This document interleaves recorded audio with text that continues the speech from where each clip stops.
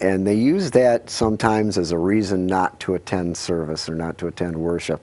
Yeah. And for the life of me, I have no idea what the difference between being spiritual and being religious is. Can you help me out on that? Probably not too much. It's a tough question. I don't know either. My hunch, though, is that what they mean is they have a spirituality about them. They want to be in touch with the supernatural, but they don't want to commit to a specific set of beliefs necessarily. They want to be open-minded, perhaps, to the supernatural, but not narrow in on a particular denomination or religious background, something like that.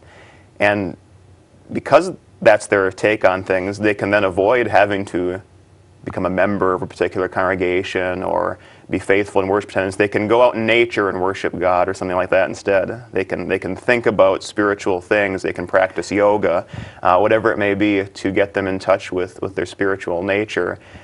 But that doesn't, it's definitely not the same as being part of the Christian church. You know, what is offered there, the message of Christ and the forgiveness he brings, is vastly different from something we could come up with on our own. And so there is a disconnect, I think, between supposedly being spiritual but not religious, as in joining a particular church. So in that way, what do you tell people? What do you say to people who tell you they believe in God but they don't go to church? Well, I think there's a fundamental disconnect in that kind of thinking. The God of the Bible, the one true God who's revealed himself as Father, Son, and Holy Spirit, he doesn't see worship as an optional thing. It's not that we somehow earn our salvation by going to church. That's not what I mean.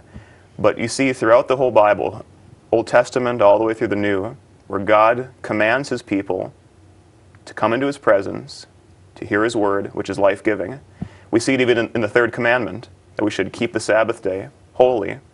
And Luther's explanation to that was that we should fear and love God in such a way that we don't despise preaching in his word, but hold it sacred and gladly hear and learn it. And so if someone wants to believe in the God of the Bible and yet sees worship as something they can put off indefinitely, there is a disconnect there, because this God whom we serve commands us to come into his presence. And it's not just for the sake of making him feel better, like I said before. It's actually for our good, interestingly enough, that he commands this. There was a TV show on several years ago that Joan of Arcadia, about a teenage girl who God appears in different forms every week and gives her a problem to work through.